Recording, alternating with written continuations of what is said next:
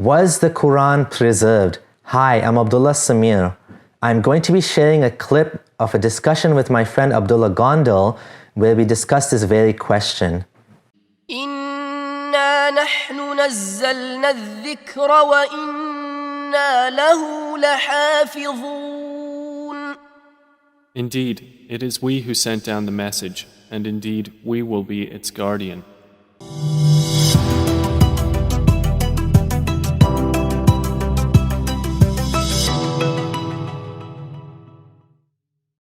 Gondal and myself didn't say anything revolutionary in this conversation, but we brought up a few things to think about. Abdullah Gondal brought up several points which are actually not common knowledge, but they are agreed upon in the Muslim community. The ones that do know about these differences downplay it and try to say that these are trivial differences or they're insignificant. But the fact that differences in the Quran that we have today even exist should raise some eyebrows. How did we end up here? Well, according to the Hadith, Allah revealed the Quran in 7 dialects, which was made for easy memorization by the local tribes and whatever. But then it ended up causing more problems in the community and more confusion after Muhammad died, so Uthman was forced to destroy all of them except for one. However, some elements of them still survived, and that's how we ended up with the 7 or the 10 Qiraat. The preservation of the Quran is dubious. What we find with differences in letters, differences in vowels, words missing or added is exactly what we'd expect to find in a book with an oral tradition that wasn't preserved properly. The fracturing of a book in this manner is exactly what we would expect to find if it wasn't preserved, not if it was. The so-called hadith that explains this fact and says that Angel Gabriel came and actually revealed it in 7 dialects seems to be like a very sneaky cover-up in order to make sense out of the fact that the Quran is preserved but also contains multiple variations. It doesn't make much sense. Why is it some people say 7, other people say 10? Sure. What's the deal So with that? if you're going to just read through the main teachers, Okay. so there are main teachers who then said, this is one style of recitation I've heard from my teacher, they maintain a lineage.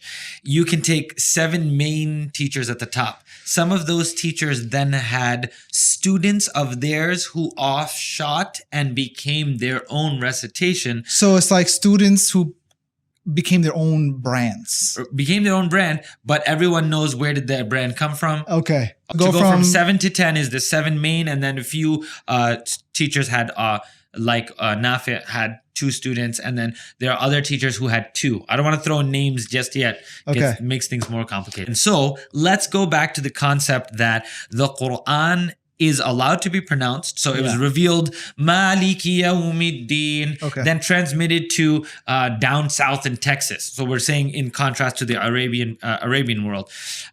Someone in Texas doesn't pronounce the same way. So Maliki Yawmiddin was read Maliki Yawmiddin. Okay. The Prophet ﷺ in some cases became aware and then asked the angel, is this okay? And the angel said, yes, this astonishes me.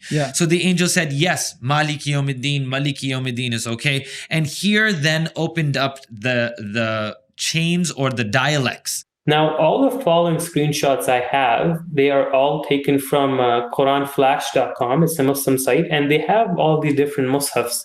And you can actually buy these different mushafs in different parts of the Muslim world. Some riwayahs of the Quran are more dominant and more prevalent in certain parts of the Muslim world. Like suppose Northern Africa, I believe, has more people using the Warsh Quran, and then most of the Muslim world uses the Hafs, but they're still equally all authentic. Now, so these are the 7 ahruf. They're exactly 7 ahruf that Allah Azza wa Jal allowed the Quran to be recited in based upon the dialects, the famous 7 dialects of the Arabian Peninsula. Now, when the Prophet ﷺ passed away, the Sahaba understood these differences and they went to their various lands and respective regions and continued to recite the way that they had been taught, each one as the Prophet ﷺ had taught him. But many of the younger people, not the companions, the students of the companions, were unaware of these differences. And we mentioned in a previous episode that some of these different younger students met up, for example, in Azerbaijan on the Muslim battlefield, the front lines of the Muslim border. And one of them is reciting according to Ibn Mas'ud, the other one is reciting according to Zayd ibn Thabit, and they don't know that the Quran has been revealed in different recitations. And so they began fighting one another. They began accusing the other one of falling into error. And that is why Hudayfa ibn al-Yaman went back to Medina and he said, "Oh Uthman ibn Affan, you have to combine the ummah on one mushaf, on one recitation, such that all of these other differences are gotten rid of." And so Uthman ibn Affan combined the ummah upon the recitation of the Qurayshi dialect. It was the Qurayshi dialect, and all of the other recitations and versions were gotten rid of. However, even though these other versions were gotten rid of, certain elements were left, much more trivial than the actual differences in the ahruf. And these elements primarily resolved upon pronunciation of the letters.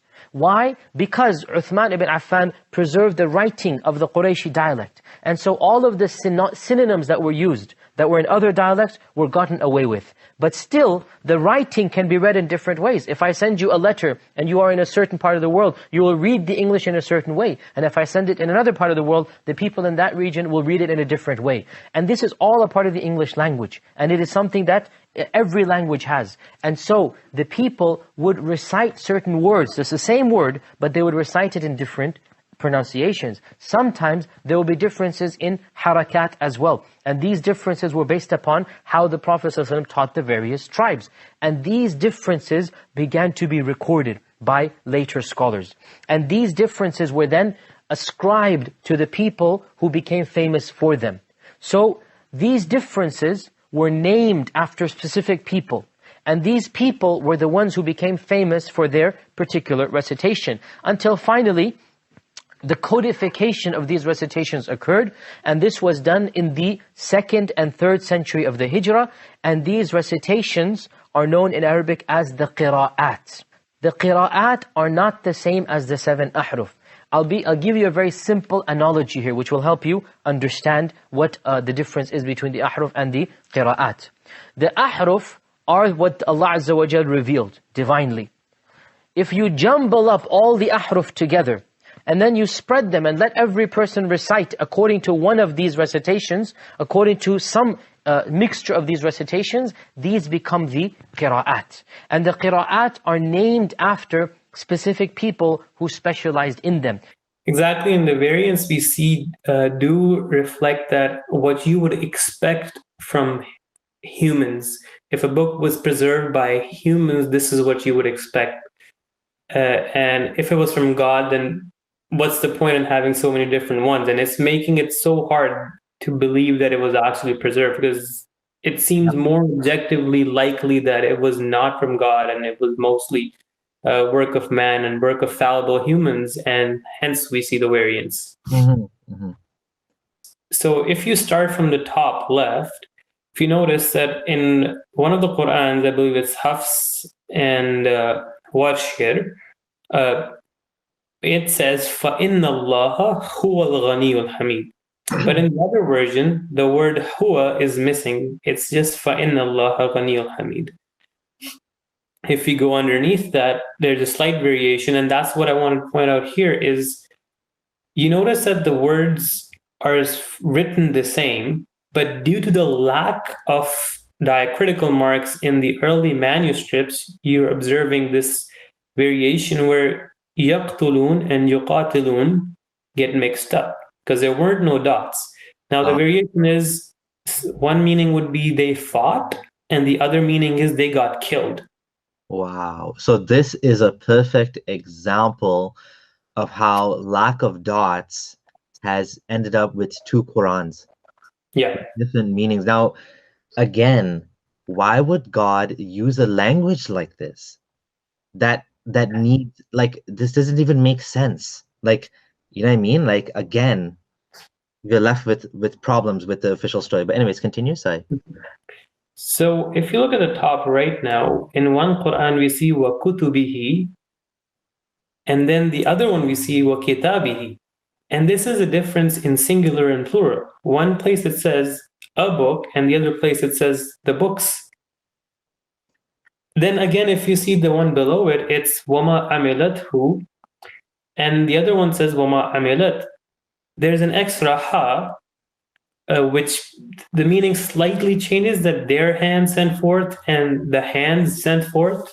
Basically, the bad and good deeds it's talking about here. So what do Muslims say? They say that all of these variants, all of these meanings are correct. Yes, they say that the meanings change slightly, not too much. They don't take away the central message of the Quran, or there's no variant that really creates a lot of implications. But there are issues in some of the variants where there's one part in Surah Baqarah, I believe, in the Hafs Quran, it says Ta'ami Miskin, and the Warsh Quran, it says Ta'ami Masakin, that one place it says feed one poor after breaking your fast, and the other verse it says feed many poor people. So here you have a fiqhy problem too, because one verse can complicate and say, okay, you got to feed many people as a compensation for suppose missing a fast, but the other one says you have to feed only one poor person. There's another variant in Surah Ma'idah, the ayah of the wudu ayah, and this was recorded by Imam Abu Hanifa, I believe. And the reading he said changed the way the ending of the wudu is done, and that's why you see Shias, they don't wash their feet with water; they just rub a wet hand on their feet. So these variations can affect and can complicate some jurisprudence issues as well. In conclusion, the Quran is not preserved. What we see today is exactly what we'd expect to see in a book that was not preserved. For more details on this, please check out a full discussion with Abdullah Gondal and myself on Was the Quran Preserved? Thanks for watching.